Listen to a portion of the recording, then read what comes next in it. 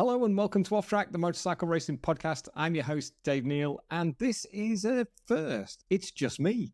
There's no guest this week. It wasn't through lack of trying. We did have 3 lined up, but for their various reasons, all acceptable, we couldn't make it happen. So you've just got me this week. Before we get started, thank you so much for your support over the last, 20 months, I think, something like that we've been going. 6,000 plus subscribers, 7,000 followers on Facebook, 4,000 followers on Instagram. Thank you so much. It really does mean the world to us. And it helps us get places like World Superbikes and MotoGP. And we continue our foundation work in the Bennett's British Superbike paddock as well. More on that coming up shortly as we look towards Donington Park this weekend. Whichever platform you listen on, please do follow on there. It all helps. It helps with the numbers and it helps us just gain that little bit more popularity and helps the audio platforms push us out to more people. And the same on YouTube as well. If you're watching on YouTube, hit that subscribe button. Make sure you like it and also ding the bell as well, if you don't mind. And also, if you want to help out a little bit more, we have our Patreon and our YouTube membership schemes on the go. If you click more on the description, whether on audio or on video, have a look under there. The links are there to Patreon and to YouTube membership. Get early access to the shows and the chance to ask questions of our guests, as our Patreon members have done ahead of this weekend at Donington Park. We've also got the links to HMY Customs in there for our merchandise. So if you fancy treating yourself to a fleece or a bobble hat ahead of the winter, especially as the nights are starting to turn dark now, it's getting a little bit back-endish, as they say. And with only 2 rounds of the Bennett's British Superbike Championship left, winter is definitely not far away. We did the live show after Alton Park with the brilliant Kyle Campbell. What a great guy. I love having him on the show with us. I love having him alongside us for the live shows. And we will be doing the same again on Monday after Donington Park. So make sure you join us on YouTube Live, 7:30 on Monday after Donington Park. You'll find there's an awful lot of cuts in this because it's so hard to do. I've never done a solo show before, and it is really, really difficult. So we will be editing it to make sure it flows the very best it can. But let's have a look at some of the contenders for this weekend. Let's start off with Hager PBM Ducati's Glenn Irwin. He won race 2 at Alton Park, and he's going to be desperate to add to his win total for this season. He needs to be in that championship hunt a little bit closer, and the only way that he can do that is finishing ahead of both Kyle and Tommy. It's not going to be easy for him. He's no teammate to back him up. He's got to do everything himself. So it's going to be really fascinating to see just how Glenn and the Hager PBM Ducati make it this weekend. Leon Haslam's another one that we shouldn't overlook. He was right up there back in May with 2 podiums on his Rocket BMW. He complained of braking and stability issues at May last year, and also it was a similar effort at Alton Park when he was pushed wide with Glenn. There wasn't really any contact, but as Leon said after the race, he just locked the front. It was as simple as that. And he's one of the most aggressive brakers in the championship. So will he still be up there come the weekend? You definitely can't count him out, especially after, as we said, what he did back in May. So we expect to see Leon fighting for the podium at his home round as well. What of Tommy Bridewell? Well, he's just come back from Italy, hasn't he? He was out in Cremona doing the World Superbike round as a wild card for Honda Racing UK. The results maybe weren't as good as people were anticipating, but in terms of answering questions and forming more questions for what they can do with a British Superbike in World Superbike trim, I think there's a lot more work to be done there. I don't know whether Tommy will be disappointed or not, but with the technical, the electrical issue that kept them out of race 3, they could have done with a bit more mileage, but it also saves any injuries and any issues ahead of this weekend at Donington. So he's come away from there unscathed, and I think he'll be absolutely fine. He's going to be desperate to win that first race and just open that gap up on Kyle. It's something that he needs to do if he wants to be that far out. Kyle Ryde, OMG Grilla Racing. He is at home. It is his backyard. He cannot wait to get there. It's a super grippy surface. He's R1. He's on song. He's the winningest rider. What a dreadful bloody word. He's the most successful rider over the last 2 rounds with 4 wins and an extra podium in there as well as he got at Cadwell. Finished away off the podium in the front of the race for race 2 at Alton Park because the weather. He didn't enjoy that rain at all. But not really too much damage done after Tommy had that DNF in race 1. So kind of evened itself out just a little bit in that sense. So it'd be interesting to see how Kyle gets on. Will the pressure start to mount for the Jacksdale rider? I think he's got everything in his armoury at the minute to push for that first ever Bennett's British Superbike title. But he's not going to get it all his own way. Tommy is definitely going to be pushing for that first win. Maybe it's going to be a little bit tricky on Friday as he just readjusts to the Motec electronics in the Fireblade. But let's just see. He's a man of huge experience, and don't write him off on Friday because it doesn't really count until Saturday qualifying. As long as he gets into that top 12 on Friday, which I think he will do, then he'll be absolutely fine. Everything else will take care of itself from there. Honestly, this isn't easy to do it on your own, and I hope it's going okay, and I hope you're still awake, which is always useful, and you're still watching. Who else is going to be up there? Well, Kyle Ride's teammate at Gorilla OMG Racing, Ryan Vickers. He's going to have a big point to prove. We thought he had a point to prove at Alton Park after the issues that he had in the third race at Cadwell, only to have similar issues in the third race at Alton Park. Difficult times for Ryan. There's no doubt he's got the speed, and we spoke about this on the live show after Alton Park and after Cadwell. There's no doubt in Ryan's sheer speed. The only doubt is on his consistency, which is where the doubts have always been. We thought he'd got them ironed out, but they've just reared their head over the last couple of rounds. So 3 good, strong finishes for Ryan over the weekend will just help him see the season out in the way that we know that he can. Will he help Kyle out over the weekend? Will there be team orders? I wouldn't have thought so at this stage. Maybe there will be at Brands Hatch, but I doubt there'll be any at Donington Park. It'll be every man for himself. And if you remember back to this time last year, it's the round where Ryan won his first race by crossing the line first. He got his first win at Brands Hatch previously, but that was after a red flag race. So Donington Park holds a lot of good memories for him, and I think he's going to be strong. He made a couple of whoopsies there back in May. He crashed at the Melbourne Loop in race 1 on the first lap. He crashed at Melbourne Loop in race 2 on the second lap and damaged his collarbone, which then upset him for the rest of the season. It's been a tough year for him, and we wish him well in World Superbikes with the Motorcorsa Ducati team. But there's still 6 races left yet, and he can help Kyle in a lot of ways. If he finishes ahead of Tommy and Glenn, then perfect. If he finishes ahead of Kyle, that puts a bit of pressure on the Jacksdale boy, but we'll see. Who else is going to be in there? You can't count out Christian Idden. He had a big crash back at Donington, as we know, back in race 1 in May, but he will be hungry. It's been announced today, it's Tuesday as I record this, it's been announced today that Oxford Products are ending their sponsorship with the Moto Rapido team after 6 years. It's a big loss to the team. It's a sad loss for them. What will become of the team after this? Who knows? We know Wilf hasn't been very well, and we're glad that he's back in the paddock and he's making a good recovery as time goes by. It's going to take time. Will he want to continue next year? I'd like to think so. He's still got the Supersport concern as well with Ben Curry. He's still in the championship hunt as well, along with Jack Kennedy and Luke Stapleford. But Christian will want to go out of this season on a high. It's been a difficult year on the Ducati. The edge grip has plagued them along with other things. But with that really grippy surface at Donington that was laid last year, then I think they're going to be right in the mix, the Ducatis, this weekend. So that's Glenn and Christian that will be well up there. And it'd be nice to see Christian end the season on a high. So he can be a spoiler as well. Could Tommy's teammate, Andrew, be up there? Andrew Irwin, could he make it into that top 5 and really start putting the cat amongst the pigeons? We'll wait and see. Honda traditionally goes very, very well at Donington Park, and we'd like to see the same thing happen again. The Completely Motorbikes FS3 Kawasaki boys had a great run in race 3 last year. If you remember, Jason O'Halloran won the race. Now, will it happen the same again this year? I'm not so sure how Jason's injuries are healing. They're going all right so far, but whether they'll be enough to let him be a contender at the front of the race again like he was back in May remains to be seen. Max Cook had a great 4th place at Alton Park, so let's see if he can carry on that momentum. He said to us at the weekend at Alton Park, he said, it just looks like I've had a podium and given up. He said, it's absolutely not the case. He's trying harder than ever, and maybe Donington will be the place where it continues. That's his local round as well now.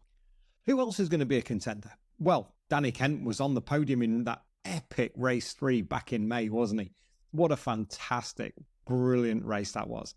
That one and I can't remember which race it was at Thruxton. Was it race 1? I think it may well have been. But those 2 races, the one at Thruxton and the one at Donington, have been the best Bennett's British Superbike races I have seen in a long, long time. And I think we'll get more of the same this weekend. Ryan will want to disappear off at the front. Kyle will want to disappear off at the front. Tommy will want to disappear off at the front. I don't think any of them are going to. Ryan has the potential to do it, as we know, because that's something he's done over the last 2 rounds. But for Danny Kent, it'd be great to see him back on the podium. We'd also like to see him get his first win as well, and the team's first win. Whether that'll come at Donington Park, again, it remains to be seen. All this is conjecture and conversation. It's an interesting little insight into what's going to happen or what can happen this weekend. Josh Brooks, FHO BMW, he found a bit of form at Alton Park as well, hasn't he? He's found a little bit of something with that BMW M1000 RR.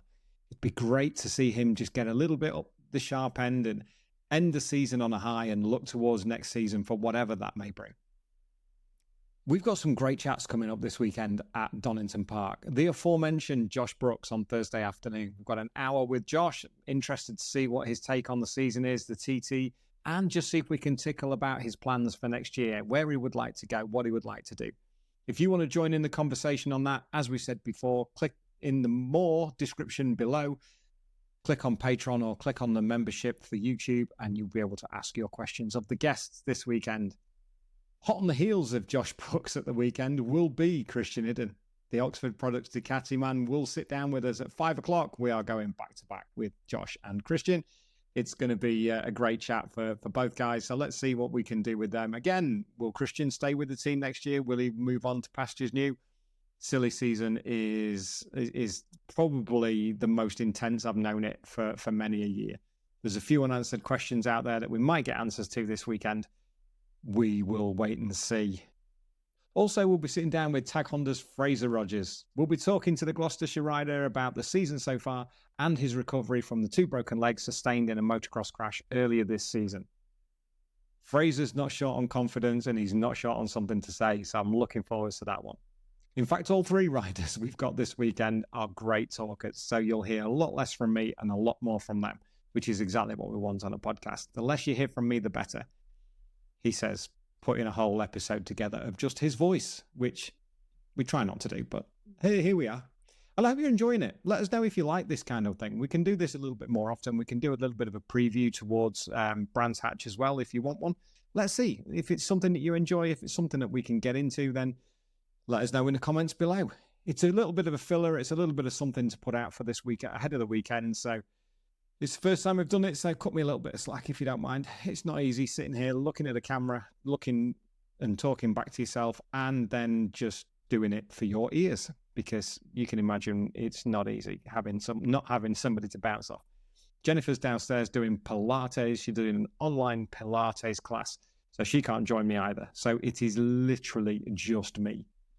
We did have some questions asked when we were at Alton Park a couple of weeks ago. Jen's kind of written them down for us that we were looking to do this show before we had anybody lined up for last week, but we did get Digia in and we did get Kyle, didn't we?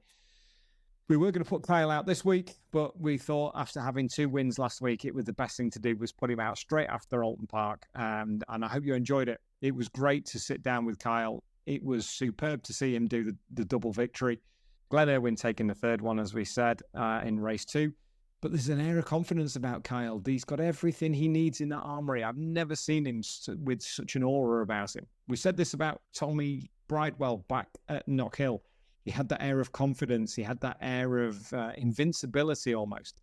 And then he went out and won race 1, didn't he, at Knockhill? So we often say that podcasts make you faster, and invariably they kind of do. So let us know if there's anybody that you want on that needs to go a little bit quicker. I'm only kidding. We can't work miracles. Some riders are fast enough. Some riders maybe just aren't going to be as fast as they would like to be. That was deep, wasn't it? Okay, Adrian Wilson on Facebook. Who's the next big thing and why? Crikey. Well, I guess you'd say Joe Talbot after his move up from JR Performance to OMG Racing, wouldn't you? He's the next big thing coming through into British Superbikes. Coming up from the lower classes. Do you know what? That's kind of difficult because I think by the time the British Talent Cup riders are old enough and experienced enough to get into BSB, is there going to be a 1000cc Superbike class in the next 4 or 5 years? Maybe not. there might not be one. So if they're going to cut their teeth in Supersport or something like that, then that's maybe the way forward. We don't see anybody in Supersport yet because it's the old boys that are making all the waves. It's as we said, it's Jack Kennedy, it's Ben Curry, it's Luke Stapleford. They're the guys with the experience and the teams with the money. So they're rightly where the cream rises to the top. But in terms of the lower classes, it's difficult to say. It's difficult to know where the level of the riders are and how far they'll make it and what they're going to do. We see it in MotoGP with Moto3 riders that you think might make it into MotoGP, and they just kind of fall away a little bit. We were hoping for Franco Bourne to make a bit of a splash, but it seems at the moment the injury is too much for him. So Tom Ward is back in the fold at Rapid Honda this weekend. We had Wardy on a few weeks ago, as you know, and he was absolutely brilliant. We had him on post-Cadwell, and it's great to see him back. I feel for Franco, but it's great to see Tom Ward back in the fold and hopefully banging in the points over the next 6 races. Will Franco stay with the team next year? That remains to be seen. I think there's going to be a few more movers and shakers over the weekend and before the start of next year. So let's see what happens there. We've also read that Louis Vallalet is replaced for the final 2 rounds with Corey Tinker. That's going to be another interesting one. Corey's been ploughing his trade out in Spain after making his way through the British Talent Cup here. Talented rider, no question about that, but he's a Superbike rookie, so these things take time to learn, as Max Cook will tell you. As regards another next big thing, I think we might be seeing Scott Swan in the Superbike Championship next year. I think he's earned his chance. Save for a couple of issues caused by his own doing, he would be leading the championship along with Joe Talbot and Davey Todd. It's the boy's got talent. We followed him since the British Talent Cup days and Moto Star days of 2019. He was riding with Jack Nixon and Brandon Pash and Josh Watley and taking it to those guys. And Dan Jones is another one. He was taking it to those guys every weekend. He was very much on a par with them. He's funded his own team. He's run his own team since then. He had not had the opportunity to go in with a bigger team with just him and his dad and Fergus and a couple of the guys that work on the bike with them. I'd love to see Swanee step up into the Superbike class and also to give his dad a rest. Mike's been by his side all the way through. And I think for the efforts that he's done this year and the way he's adapted to that Hunt's Fireblade, I think he'd be a great addition to the championship. So, yeah, maybe Scott Swan will be one to keep an eye on next year if things go well. Let's have a look. Simon Lewis on Facebook. Which teams will be wondering why they signed their rider? I think unless you're in the top 5, I think most teams at some point scratch their head and wonder why they signed a particular rider. Difficult to say because there's so many variables as to why things go wrong, why things haven't worked. Look at Danny Buchan at Dow Racing. You would have thought Danny would have been regular top 10, top 6 this season, and it just hasn't clicked. I know there's been frustrations in the team there. There's certainly not panned out the way that they expected with the backing and the financial clout that team has. And it's a shame now that Danny's injured and not racing this weekend at Donington Park, so he can join me doing the VIP chats in Kawasaki Hospitality instead. Maybe he can do them. He maybe be better than me. Certainly funnier. So yeah, that's a difficult one to answer because, yeah, I think at some point, unless you're in the top 3, every team manager kind of rolls his eyes and wonders, just maybe privately, why he picked the rider he did. Because also when the silly season comes about, there's always that element of, damn it, I didn't know he was available, and bugger, if he hadn't moved from there and that one hadn't become available, then he wouldn't have been available. There's so many different ways of looking at that. It's yeah, that's a fascinating question, actually. Thank you very much for that one, Simon. This is another one. Which riders haven't hit the mark this year in all classes? Well, we'd be here all day if we went through all classes. That makes it difficult, and I haven't really had the opportunity to pay attention to the junior classes as much as I would have liked to. I think in Supersport, the 3 riders that we're expecting to be there are there. Eugene Manis, I think, was expected to be a little bit closer than he is, but a little bit of consistency there. Once he nails that, then he will be a challenger of that, I have no doubt. In Superbikes, I think certainly, as we said, Danny Buchan is one that may well be a little bit lower, shy of the mark of where he needed to be. I think he'll even admit that himself. Storm Stacey was maybe expecting a little bit more. Dean Harrison maybe expecting a little bit more as well. I'm just having a look across to my left-hand side. I think Lee Jackson's adapted to the 2024 Honda well. It's taken his time after 6 years on the Kawasaki, maybe longer than he would have anticipated as well. But it is great to see Lee Bob working his way back to the sharp end, especially from Cadwell and Alton. 2 tracks he goes well at, and the Honda is, as we said before, it traditionally goes well at Donington Park. So thank you for that, Simon. Let's have a look. Phil748 on Instagram. Why won't BSB align to World Superbike rules? Cost is valid, but our guys aren't getting a chance to shine. They're not. And it makes it very, very difficult to match up to what World Superbikes do. World Superbike Magneti Marelli electronics are more advanced than MotoGP Magneti Marelli electronics. MotoGP electronics are capped. World Superbikes are open. And I had this explained to me a couple of weeks ago by our great friend Tim Seed, who's working at GRT Yamaha for Remy Gardner. He does a little bit in BSB on the rounds that he can do and with Yamaha, and then his main focus is Remy and the R1 in World Superbikes. But he said basically there are maybe 10 pages to go through on Motec to be able to set the bike up in terms of electronics. But you can times that by 50 going into World Superbikes. There's so many more pages, so many more variables, infinitely more sensors on the bike that you don't have in BSB. It's very, very simple in layman's terms in BSB, whereas you go into World Superbike and things just get a whole host more complicated. Please, if I'm wrong, by all means, correct me in the comments. I'm big enough and ugly enough to take that. But as we said, this show is it's off the cuff a little bit. So I hope you're enjoying it. That is something I really do hope, and you haven't fallen asleep at the wheel or anything like that. But in terms of cost, it is the cost, because World Superbike electronics are hugely expensive, as are the people who run them, the data engineers and everything else. It does affect our riders. Taz and Brad have proven that. After growing up on Motec electronics, moving to those World Superbike electronics is a massive, massive change. You can change things by lap. You can change things by corner. We spoke to Brad Ray this last season at Donington Park, and he said where he had 3 maps previously, he can cycle through so many on that handlebar. There's so much to think about on how you ride the bike and how the engineers want you to ride the bike. Whereas at BSB, it's a bit more of the rider input and the bike, how he wants it. Whereas the engineers say, well, you need to do this in turn 3 with the bike. You need to do this. You need to do that. And you need an awful lot left at the end of the race to be able to download all that information to your crew chief and to your data engineer and your suspension technician. So, yeah, there's an awful lot going on. And we've said it on the show before, BSB's difficult to join and difficult to leave. They just need time.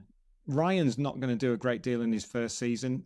I'd be absolutely amazed if he does. He's got to learn all new electronics. He's got to learn an all new team, and he's got to learn an all new bike. And over 11 rounds, that's not going to be easy when you get so many days of testing and then you're straight into the race season. I think the end of February, it'll be Phillip Island again. So there isn't an awful lot of time to get used to it. As Sam Lowes has proven this year, after all his time in Moto2, getting used to the Pirellis and the edge grip. But he was a Dunlop man. So that's been his biggest change this year. He's dealing with the drop-off in the tyre and a little bit more power and more electronics and dealing with how things go and changing the maps accordingly.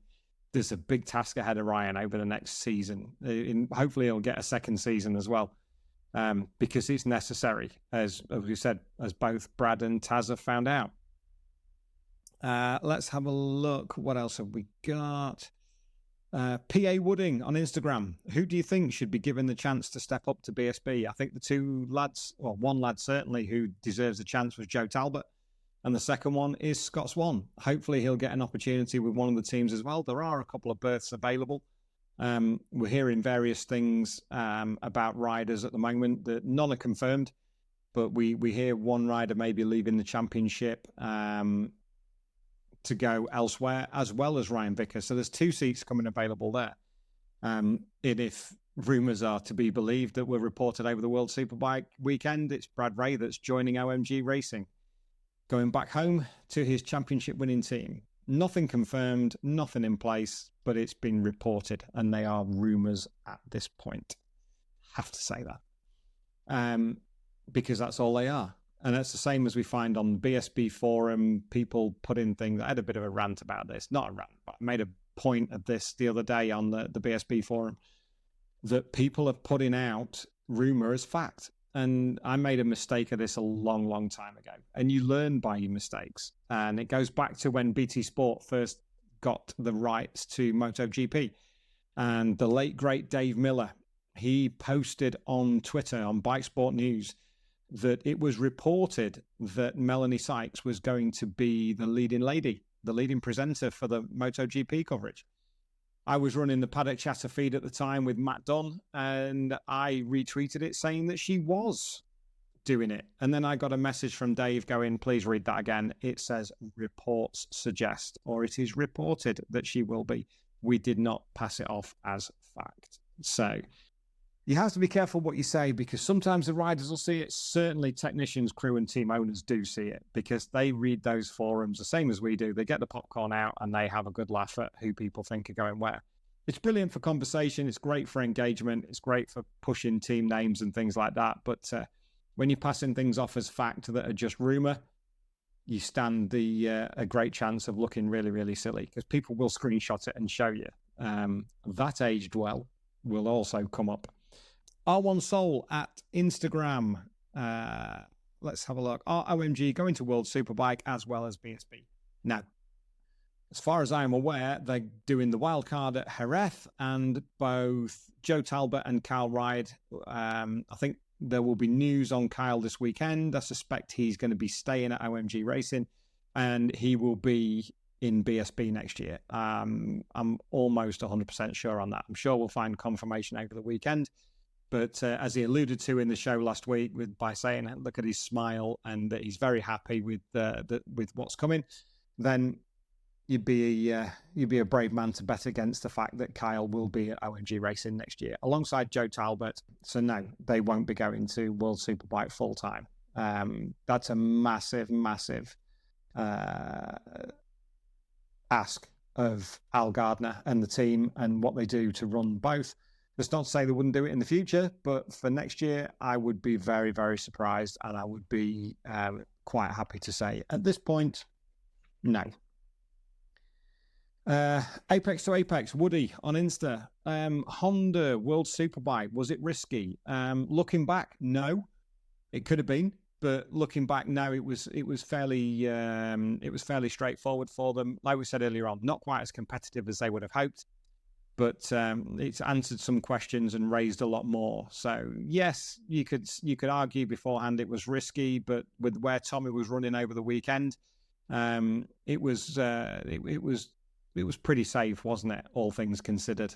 Let's have a look. Mark Gibson, who is moving teams? Oh my days, that's the one. That's the $1 million question, Mark. See what I did there?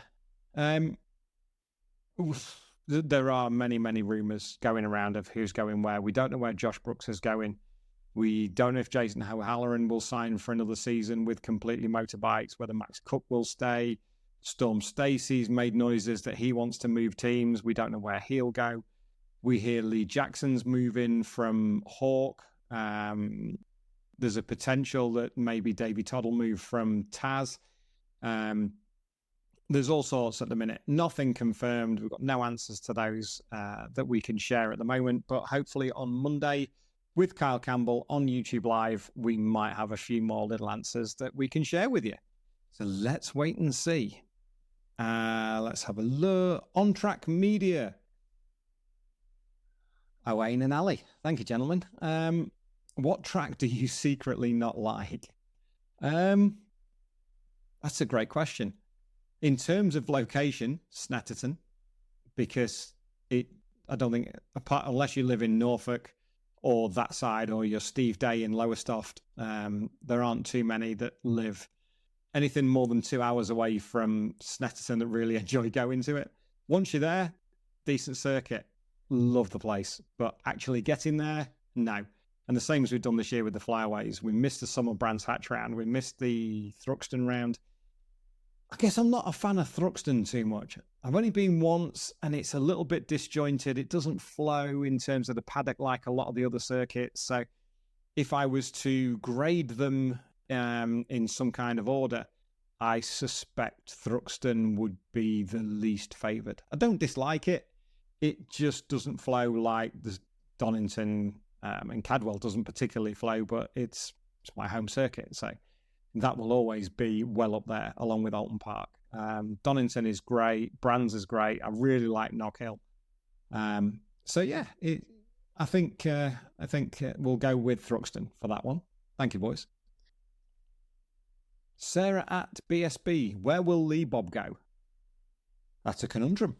A lot of rumours in the paddock, a lot of whispers in the paddock are pointing to Dow Racing.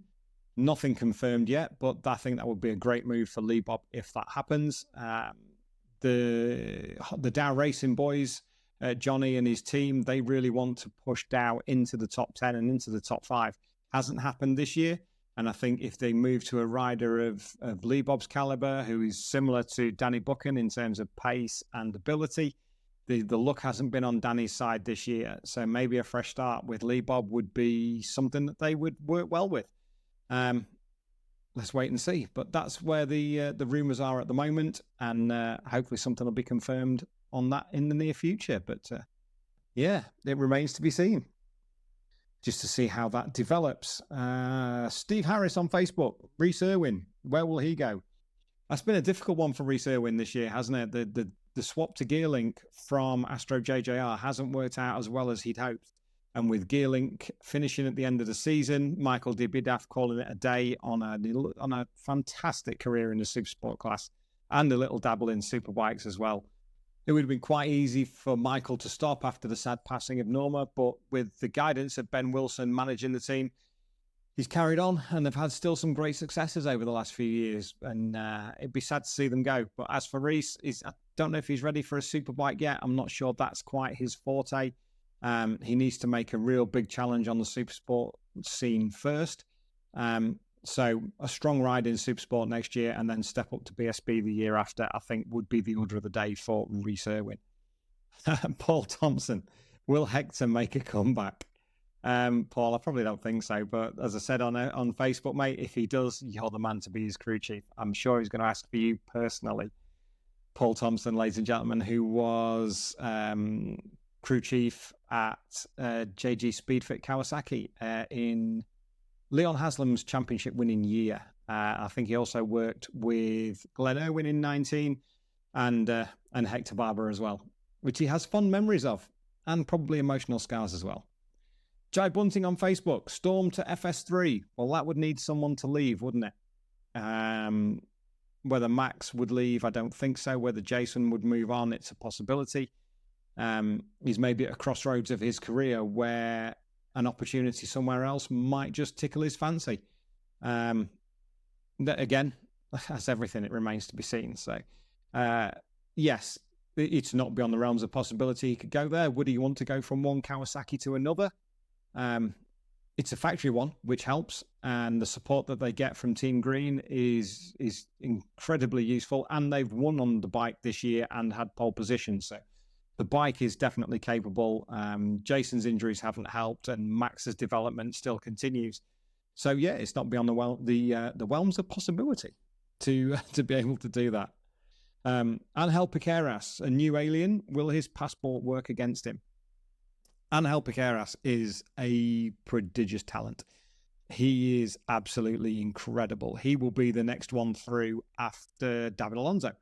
David Alonso is moving up to Moto 2. Angel Piqueras showed at Misano that he has talent. A Red Bull Rookies Cup winner from last year. A lot of people have said over the last sort of 12 or 18 months that this kid is a little bit special. Not quite generational talent, because David Alonso is equally as quick. He's just a little bit ahead of the curve. But he now needs to make sure he goes well in Moto2 and makes that jump to MotoGP, because he could well be leapfrogged by Piqueras if things go his way. Piqueras will still be in Moto3 next year, but he will be absolutely in the championship hunt. There is absolutely no doubt about that. There are a lot of teams wanting that boy's signature and offering to buy him out of the contract at Leopard to get him on a KTM and get him into that Tech 3 Red Bull KTM ecosphere that has helped so many riders over the years, including our own Danny Kent. Tony Rolls on Facebook: do you think there will be a wall in the Ducati garage in GP next season?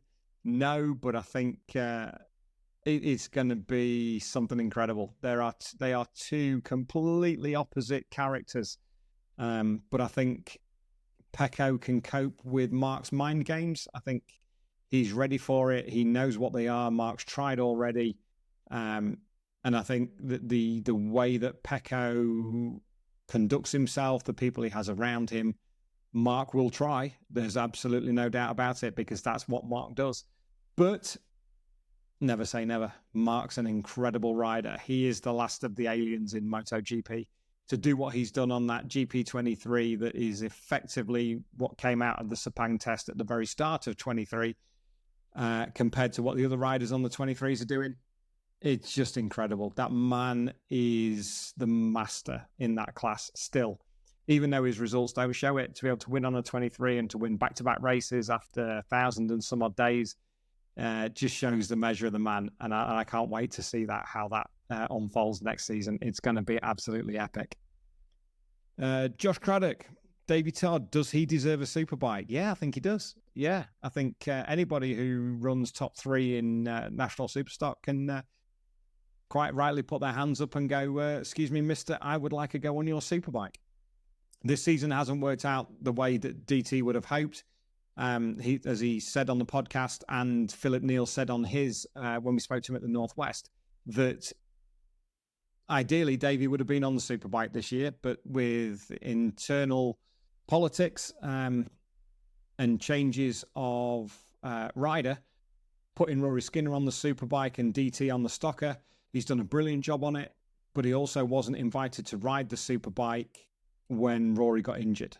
I mean, there are mitigating reasons behind it. They are two very, very different machines, with the RCK electronics on the BMW stocker and the Motec on the BMW superbike. Switching between the two over a weekend would struggle the best of riders. So I get the reasons why, but I don't think it sat too well with Davey over the season with Rory's unfortunate injuries. So maybe we will see Davey in BSB, but maybe not with the Taz team. Dark Wolf of Odin: what parts get damaged most often on a race weekend? Garage walls, probably, with frustrated riders. I think mainly clip-ons and rear sets, your little handlebar assemblies and your foot pegs. They're mainly the ones. Crash bungs, both GB Racing and RNG, they have the engine covers and the crash bungs that the teams use. And they are probably the most damaged things, actually. The bar ends and the engine casing covers and the crash bungs. And then after that, your foot pegs and your clip-ons. So as long as the bikes don't roll over, they're your main parts of damage. And you see Marc Marquez hanging on to the bike for so long at Mazzano when he crashed, so the bike just didn't roll over. Saving damage. Big damage yourself doing that. And the same with Charlie Nesbitt at Alton Park. Just make sure the bike doesn't roll, because once the dash goes, that's where it starts getting expensive. Let's have a look. Kirsty Bishop on Instagram: how do riders keep a positive mentality when times are tough? Good grief. I think that's what makes them as special as they are, is how they deal with tough times. And a lot of times they don't deal with it, but they're only human at the end of the day. And it is difficult when you see somebody else riding your bike and you're sat in a what do you call it? The hyperbaric chamber. Sorry. I'm thinking of a completely different chamber.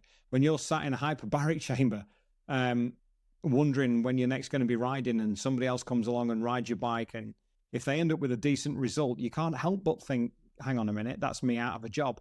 It's a very, very fickle sport and a very brutal sport at times. So yes, they try and keep as positive as they can, but I think a lot of them go home and it's difficult. And I'm quite aware that sometimes motorcycle races are difficult to live with because it's everything to them. It's their career, it's their life. And you have to be a special kind of partner to be with certainly a superbike rider, any rider really. They take everything personally. They take everything on the chin as best they can, but they dwell on it. And when you've got 2 or 3 weeks between rounds, they're not the best at dealing with things.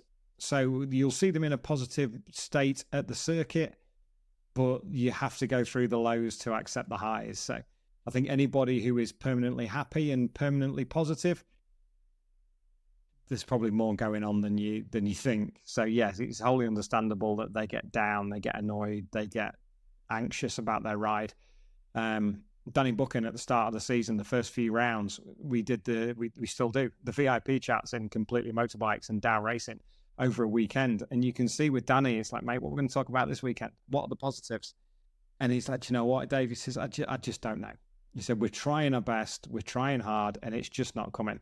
Braden Elliott, the same. So happy that he got points at Alton Park. That's been his goal for the whole season, to finish in the points in a BSB race.